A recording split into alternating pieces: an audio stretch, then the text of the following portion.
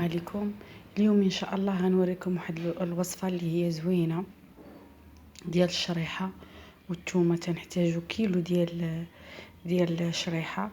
كنشدو خاصنا نغسلوه مزيان، عاد نقيوه نحيدو له غير هاد الراس هذا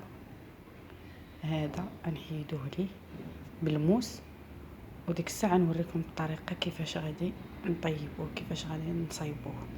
والثومه الحمراء تنحتاجو 3 بحال هكا، 3 الكركوبات بحال هكا. نتوما كتعرفوا ان الشريحه مزيانه بزاف، كتقي من امراض القلب والسكري.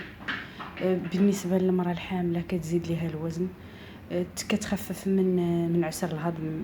عرفتي الحوامل كيكون عندهم القبض، وكتقي الحامل من ارتفاع ضغط الدم لا طونسيون. كتكون عندها مزيانه، ما كتخليش لا طونسيون تطلع، حيت بزاف الحوامل كيطلع لهم طونسيون. اضافه الى رفع الحديد في الدم، فهي غنيه بالحديد، راه زوين وفيها الكالسيوم مزيان للعظام. وهذه راه تاخذها المراه الحامل، المراه العاديه اللي عندها فقر الدم، الاطفال اللي عندهم فقر الدم. يعني واحد الوصفه سبحان الله العظيم راها زوينه. وهذا التين عنده فوائد كثيره وانتم كلكم كتعرفوا هذا الشيء. المهم خصك غير تعرفي كيفاش تناوليه باش ما تعكزيش عليه. هاد الطريقه كتجي زوينه، انه كيجي فحال نقول لكم فحال شي كونفيتور ولا. اما الثومه نتوما راكم كتعرفوا باللي الثومه عندها فوائد حتى هي كثيره، انها كترفع المناعه، حتى هي كتحمي من ارتفاع ضغط الدم لا طونسيون. يعني كتكون عندك مزيانه، كتقتل بزاف الجراثيم. نتوما عارفين باللي الثومه راها زوينه وبزاف كي خاصنا نتناولوها بشكل كبير وبطريقه صحيحه. منها ما كتخليش لينا الريحه في الفم، ومنها كيستافد الجسم ديالنا. غير تبعوا معايا الطريقه كيفاش غنديرو. انا دابا غادي نمشي نغسل هذيك الشريحه، وغادي نجي نحيد ليها هذا اللي قاصح باش ما يجيناش في الماكله قاصح.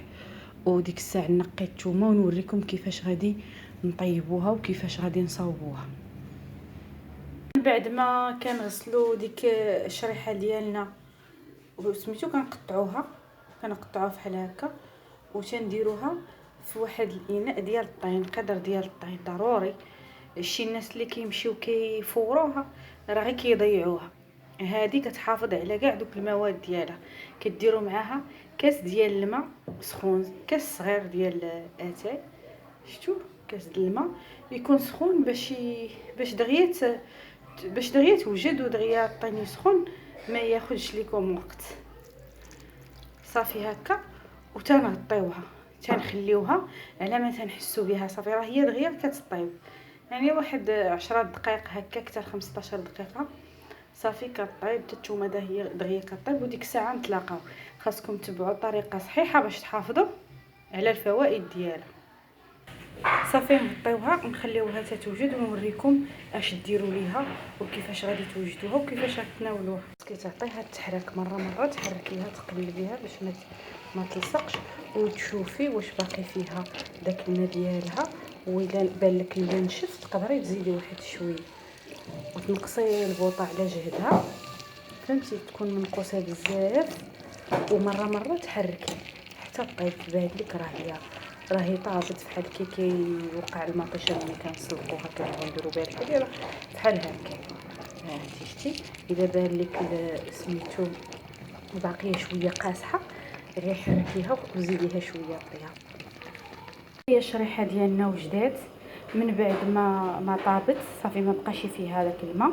كنشدوها كنطحنوها في خلاط يدوي، ولا بغيتي الخلاط الكهربائي، المهم على حسب. حيت انا سخونه خفت الكاس يطرطق لي، طحنتها هنايا في هذا الخلاط اليدوي ديال المطيشه. راكم كلشي الناس عارفينه. المهم ومني كطحن كتخرج بحال هكا، بحال الكونفيتور.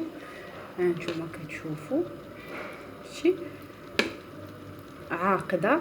صافي كنضيفوا ليها، كنديروها في واحد الاناء ديال الزاج، وكنضيفوا ليها الزيت البلدي.